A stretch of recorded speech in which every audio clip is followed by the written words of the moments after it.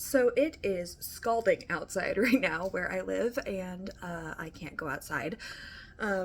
So I sort of felt like talking about books, and so I thought I would do the Sizzling Summer book tag that I found while going on an endless YouTube rabbit hole because I can't go outside. So let's get started. First question is a book with summer vibes, and that was actually hard for me because I don't think I read a ton of books with traditional summery vacation-y vibes. So like the first thing that I thought of, it was Firewalkers, because it takes place in a kind of dystopian future where people that cannot afford to go live in space live on Earth, and it's in this kind of desert Tatooine type desolate area of Earth that this book takes place. And there are these people called Firewalkers who essentially go out and perform missions because Earth is lawless, and they need to kind of go out and acquire resources for the people still living on Earth, as well as take out hitmen that live outside the area where our main characters live. And this is just a really, really fun book. It took turns that I wasn't expecting. But overall, I really loved this book and the setting, and just because it feels desert-like is why I thought it had like summer vibes. Another book I thought of was Mist by Asado Asado. It's in the middle of the 86 series, and it kind of follows our main characters when they get a vacation, and I'm pretty sure it's a summery-ish landscape, but I don't think it spends that much time. But I'm kind of racking my brain for answers here, so those two books. Sorry about that, the mail came and my dog started barking. You can see my buddy Calypso right here. Can you say hi? No, it's fine. The next one is Sunscreen, a book that protected you from a reading slump, and for that I would probably say the Beartown trilogy by Frederick Bachman. I came across this series in a time where I feel like I was just really busy with work, and I took a really long time to read this trilogy, but I loved the characters, I loved the situations they were in. It tackled so many hard topics, and it had so many characters in the way that literary fiction doesn't normally have. It felt like epic fantasy in scope in how many people we were actually following, and it's just really wonderful. It's really hard not to spoil this book. Like, there is an inciting incident that happens, but it happens like in the middle of the book, so I feel like if you don't want to be spoiled, I really shouldn't tell you any of the plotline. I think that this is a really good book to go in blindly. I did know the inciting incident, and personally for me, I don't care about spoilers all that much, but for me, I kind of wish I didn't know what happened, and I think that it would have hit a little bit harder and made the themes hit harder, although like it didn't really hinder my enjoyment of this book, obviously. But yeah, like I think that it is an astounding trilogy, and The Winners is definitely like one of my favorite books of all time, and that I don't think it's perfect. Like, a lot of people don't think it's Bachman's best book, but the way this series culminated was so beautiful and tragic, and it just meant a lot to me. And so this is definitely the series that got me out of a reading slump.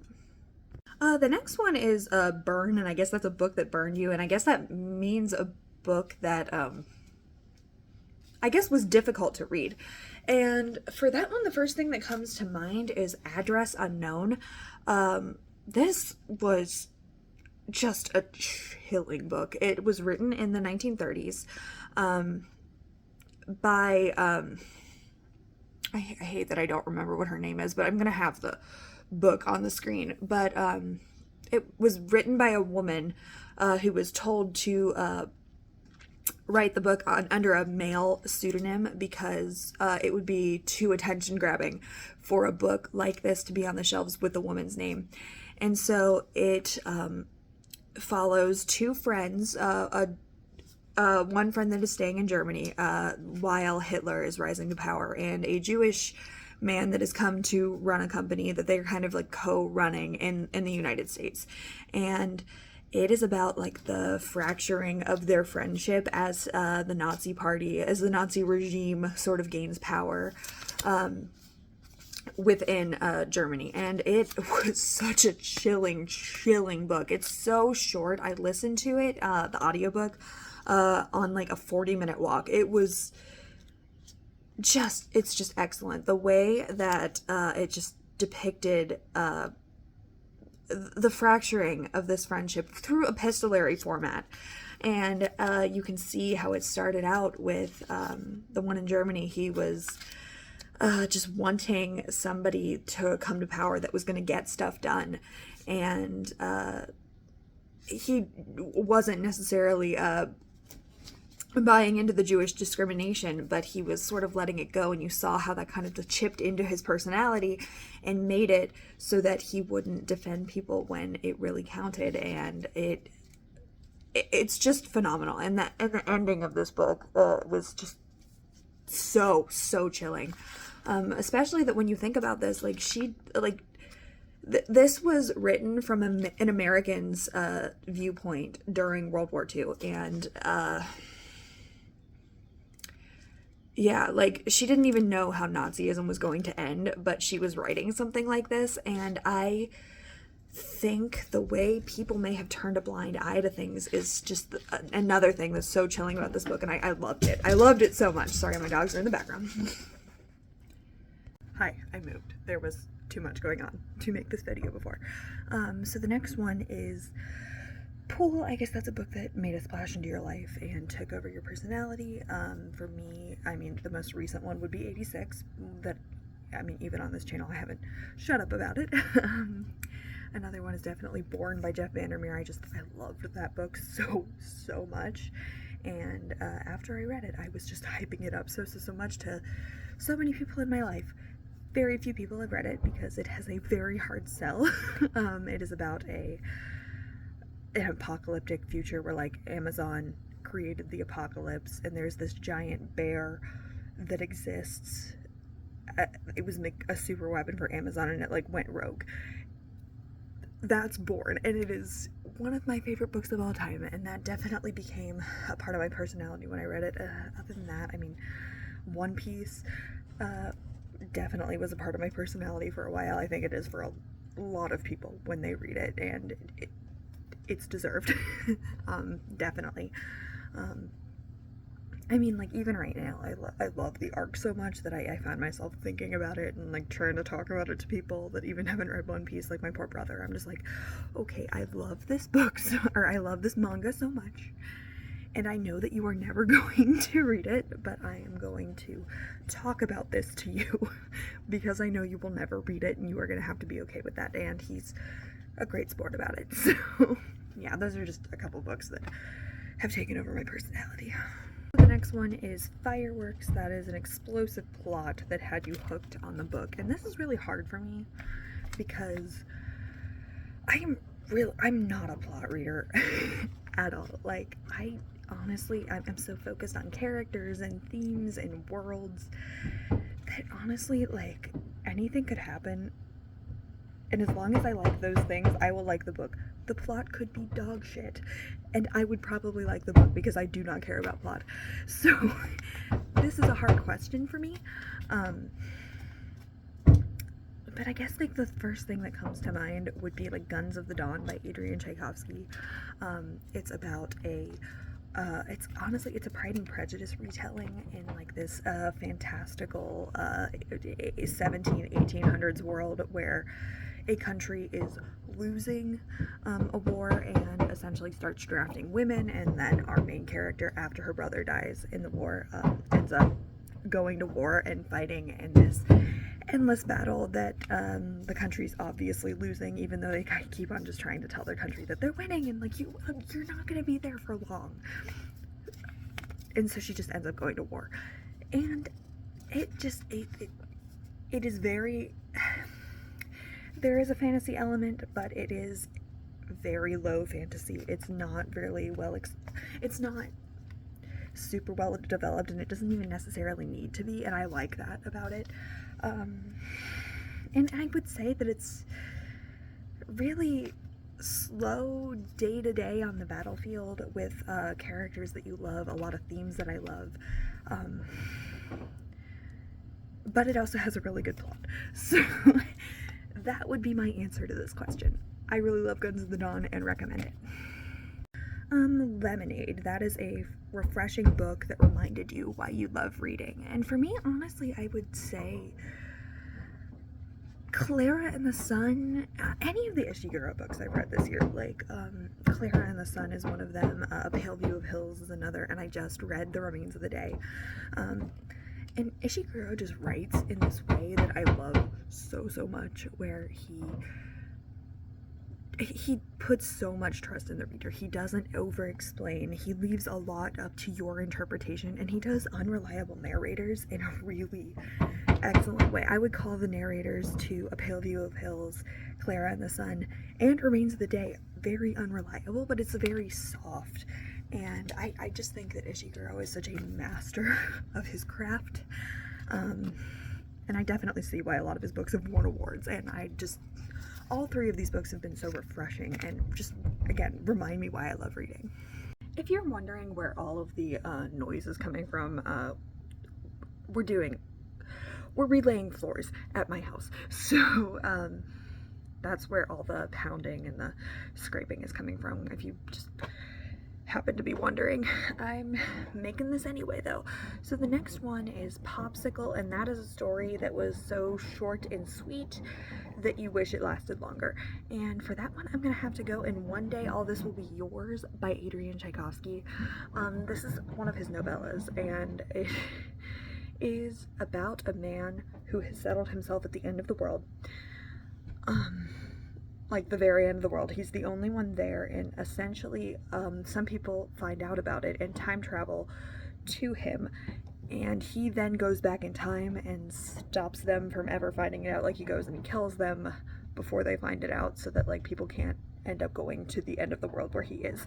And he fought this like world war through time. Some people are still fighting that war. Essentially, he is a grumpy character who has situated himself alone, and he finds out that there's actually more in the future, and so his grandchildren come up and tell him about it. And then he goes to the future, sees that he apparently created a utopia, and says absolutely not, and vows to never meet the girl that he finds in a statue, to repopulate the earth. And he like basically vows to kill her if she ever comes. Essentially, she does come, and he finds out pretty quickly that she also wants to kill him. And so chaos, a lot of chaos kind of ensues from there. I loved this book so much. Basically, it was only 100 pages, and I feel like even describing this book, it feels like it should be so much longer than it actually is. But he packs so much into this, I think, really well. However, the only reason I think that this book feels too short is like, I just feel like I could have stayed in this world and with these characters for so long. And needless to say, I love this book. I think it's hilarious. I think it's smart. The time travel stuff, I'm sure, if you think about it way too hard, creates a paradox. I don't really care. I think it worked for this story, and yes, I just definitely recommend this book. This one is Fireflies, and that is a book that lit up your life in a dark time. And that's also really hard for me because I don't love feel-good stories. Yeah, I don't care for them. I heard somebody online say, or maybe I like read it in online or something where someone was like, I read to distract myself from my depression by reading about other people's depression. But I mean, the first thing that comes to mind would probably be One Piece. Like, I started One Piece kind of like anime and manga in a time that was just really turbulent. My dad had just died. I was going through a lot of uncertainty, like being in college during the COVID era, and so like One Piece was just a huge comfort for me during that time. And like, yeah, I think a lot of trauma happens in One Piece, but it is also really funny. There's a lot of hope in the hopelessness. The other thing that I can think of is, like, I am not a person who can cry when I need to, really. And so one thing that I will always do is if I know that like my emotions are building up and I need to cry, I will play the audiobook for And Every Morning the Way Home Gets Longer and Longer by Frederick Bachman. It's about a man with dementia saying goodbye to his son and his grandson, and also just sort of like reflecting on his life. And it is a 60-page novella, and I think it is one of the most beautiful things I have ever read in my entire life. It is one of my favorite books of all time. When I know I need to cry and I can't bring the tears out, I just have to listen to the audiobook. It's an hour long, and yeah, it just brings the tears out of me. It's perfect every time, and then I get to go feel my emotions in the way that I want to. It's great for that. And then the last question is a pretty summer-esque book. I couldn't think of anything off the top of my head, but I mean, I was looking at some books, and one I read recently is In the Likely Event by Rebecca Yarros, and I feel like it looks summery because it has a plane on it. It also takes place in Afghanistan, so there's sand. That's the best I could give you for this answer. Sorry. Thank you for watching while I answered the questions on this book tag. It's just fun for me to do these tags where I can think of books and reflect on books that I've liked. Thank you for dealing with all the floor laying above me. Hopefully it's not too distracting in this video, but you know, we'll see when I go and watch this back. So, thank you for watching. Have a good day. I will see you next time. Bye. Oh, and ask me, or not. This is staying in. Tell me your answers to some of these questions in the comments, because I like to chat about books. All right, bye.